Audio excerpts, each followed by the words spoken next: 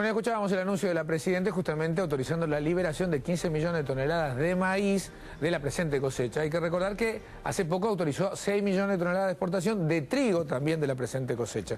Para hablar de este tema estamos con el Ministro de Agricultura, Norberto Yaguar. Yaguar, gracias por venir. No, por favor. Gracias. Bueno, importante decisión, ¿no?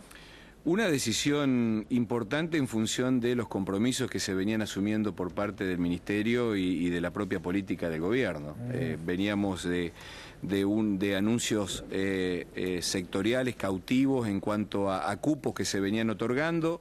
Habíamos planteado, y esto fue lo que estuvimos hablando con los distintos sectores del campo, llegar a un año bisagra, que fue la cosecha 2011-2012, y el planteo de una liberación para lo que iba a ser la cosecha 2012-2013. Claro, porque normalmente lo que se hacía era anuncios de liberaciones de la cosecha pasada, pero nunca se daban anuncios de la cosecha venidera. Estas son la primera vez que se hacen dos anuncios importantes de la cosecha venidera. Sí, y todavía restando terminar con la cosecha pasada. A ver, si ustedes están estimando 6 millones de toneladas de exportación de trigo, no hablemos del remanente, hablamos de lo que viene a futuro.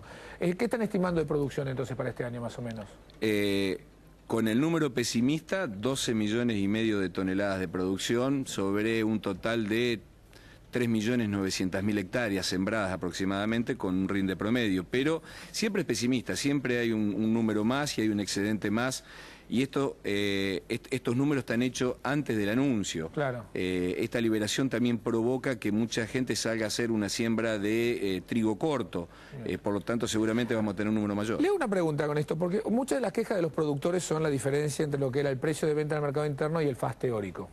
El FAS teórico, le cuento a la gente, es el precio internacional menos el costo del flete, menos las retenciones, te da un precio en peso determinado. Exacto. Con esta liberación, eso también, esa brecha debería bajar mucho, ¿no? Debería acercarse muchísimo. Se acercó mucho. Hoy casualmente lo hablábamos en horas del mediodía con la Bolsa de Comercio de Cereales de Buenos Aires. Tuvimos una reunión importante y justamente lo que señalaban es esto. Estos anuncios hacen que desaparezca sistemáticamente esa brecha. Con lo cual para el productor hay doble cosa, digamos, o sea, es el hecho de que puede vender y de que aparte vende un mejor precio. Absolutamente. Y aparte porque nos hemos planteado un nuevo esquema.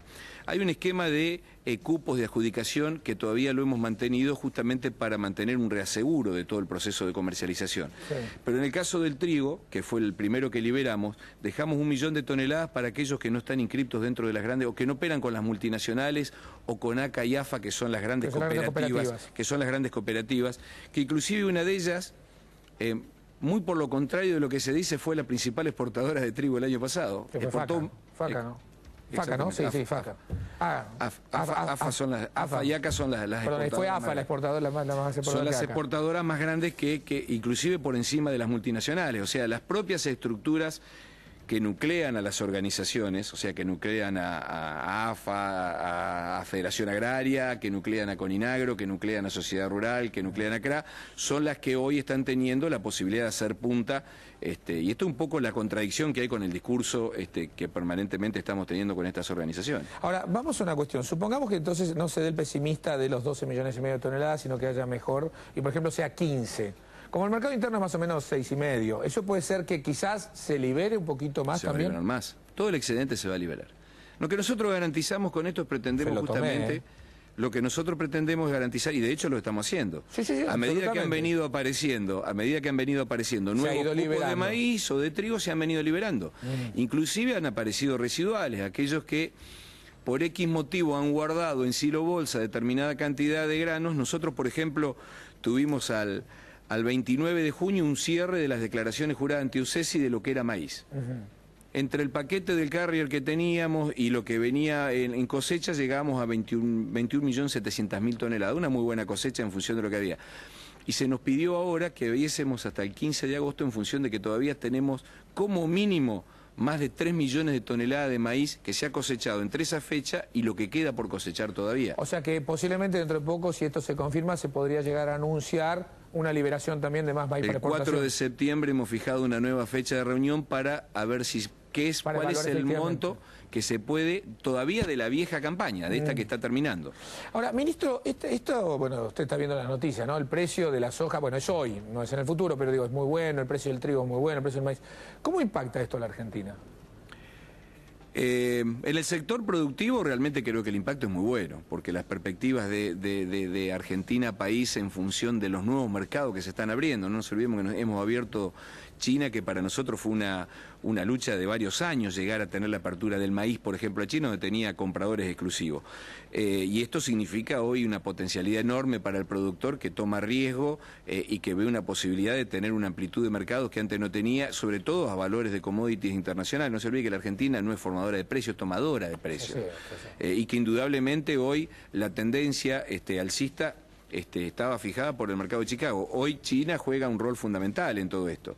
Y comprándonos trigo o maíz en forma directa, los valores indudablemente que se empiezan a manejar son otros sustancialmente mayores, sobre todo con este planteo que ha venido realizando el primer ministro chino de tratar de que América Latina conforme una base de granos de sustentación, una reserva de granos para el mundo a futuro, y esto indudablemente tiene un costo adicional y hay un precio adicional que hay que pagar, que yo creo que indudablemente los países que van a tener problemas alimentarios lo van a hacer. ¿Puede ser que con ahora la liberación de trigo recuperemos en parte el mercado brasilero, que estuvo un poquito perdido? Sí, estábamos hablando con la industria y es factible que logremos. Sobre todo porque después de esta reunión del Mercosur y de las reuniones que se tuvieron los distintos ministerios, que tuvo Comercio Exterior en Mendoza, nosotros logramos acordar las pautas de trabajo con Brasil, que es toda esta liberación de barreras que teníamos los dos países que habíamos puesto en su momento, prohibiciones de cerdo, prohibición de manzana y frutas del otro lado. Esto está liberado, está en un camino normal, por lo tanto ahora la posibilidad de que se pueda incorporar rápidamente trigo argentino al mercado brasileño va a tener una posibilidad alta. Es una posibilidad alta. ¿Cuánto se estima entonces? A ver, ¿cuánto fue en la campaña 2011-2012 la cosecha de total de granos? Vamos a estar terminando con los datos que pensamos que en 91, 92 millones de toneladas. O sea, unas 9 millones menos de toneladas que... 10 millones menos de toneladas. 11. Estamos en un 11% de pérdida en un año de sequía. Sí, en un año de sequía, por eso. No va a ser excepcional el año que viene, pero parece que va a ser mejor. Al menos hemos recuperado el estrés hídrico que teníamos en nuestro suelo. Sí, es una muy buena humedad. Se arranca bien, digamos, se arranca húmedo y con un buen piso y con muy buenas perspectivas. Y esto también significa que el impacto ese famoso que hablaban del 35-40% de pérdida de las cosechas y que yo había planteado que no había que dramatizar a principio de año, los números están demostrando que no nos habíamos equivocado. Que fue más bien, digamos, no a nivel global, sino algunos sectores en especial donde se declaró la emergencia agropecuaria. Una sequía típica porque eran lonjas de sequía. Capaz que había una zona de 40, 50, 60 kilómetros donde había una seca muy fuerte y la soja y el maíz que estaba en las zonas cercanas estaba bien. Sí. Y de hecho, bueno, los números se aproximaron muchísimo a la cosecha del año anterior. Si bien hubo 1 millón de hectáreas más sembradas, se aproximó mucho. Y este año las perspectivas son alrededor de entre 35 y 36 millones de hectáreas sembradas. O sea, creo que estamos logrando mantener y saliendo de lo que fue un año difícil, atípico. Estamos saliendo con una muy buena perspectiva para el año que viene. O sea, un poco, digamos, la política agropecuaria del gobierno ahora básicamente es fomentar la exportación de todos estos productos agropecuarios y que sea un gran proveedor de justamente dólares que necesita tanto la Argentina. Y con valor agregado, fundamentalmente. Por eso veníamos de inaugurar ayer en Manfredi el primer congreso de agregado de valor, que tiene que ver con ponerle agregado no solamente mandar el poroto de soja, sino mandar toda la cadena. Exactamente, todo el paquete tecnológico que está poniendo la Argentina hoy a disposición del productor o que lo está acercando al productor, que tiene que ver desde el principio con la genética, con biotecnologías, con el mejoramiento, con esto que hemos, por ejemplo, anunciado hace poco tiempo, la separación del gen en el girasol, que nos permite lograr mayor resistencia a la sequía con un producto sin que caiga en su producción, porque antes a veces era más resistente a la sequía, pero el nivel de producción bajaba, ahora no.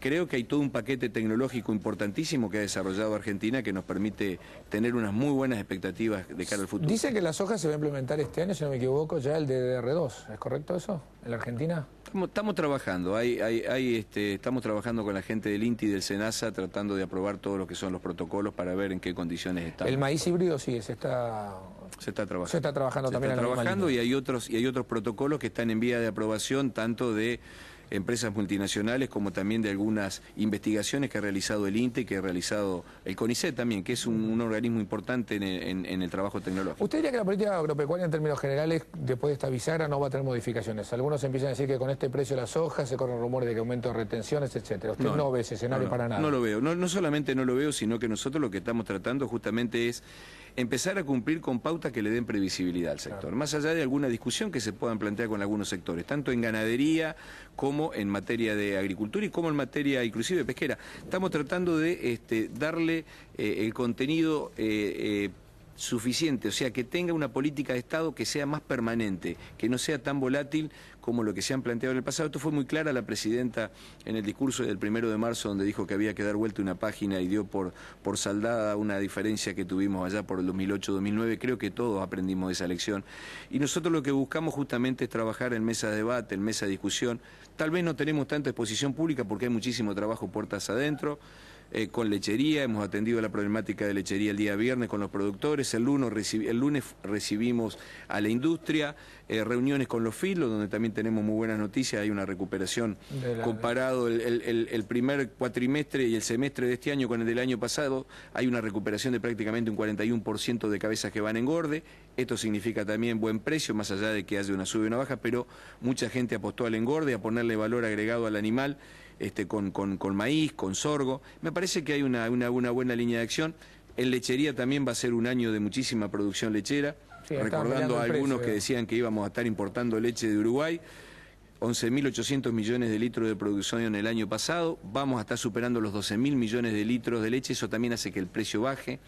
Claro. El precio internacional de la leche, que estaba en $3.500 la tonelada de leche en polvo, bajó a 2.500, ahora se recuperó a 2.800, esto también impacta en precios locales. Creo que está tomando fuerza nuevamente la posibilidad, y es el productor directamente que está tomando conciencia de todo esto, y uno ve esos frutos, ¿no? Ayer en Manfredi, más de 4.000 productores en ese primer congreso de valor agregado. Me parece que realmente... llama mucho la vocación productiva que tiene también el productor argentino, que es enorme. Y había 200 intendentes. Los intendentes se están empezando a involucrar en los sectores productivos. Muy fuerte. Muy fuerte. Ministro Norberto Seguer, muchas gracias por estar con nosotros. Y ojalá que efectivamente nos sumemos todos los esfuerzos en conjunto. Es por el bien de todos los argentinos. Me parece que es esto lo que hay que tener en cuenta. Muchísimas gracias. Gracias a usted. Bueno, vamos ahora a los títulos de las 8:30.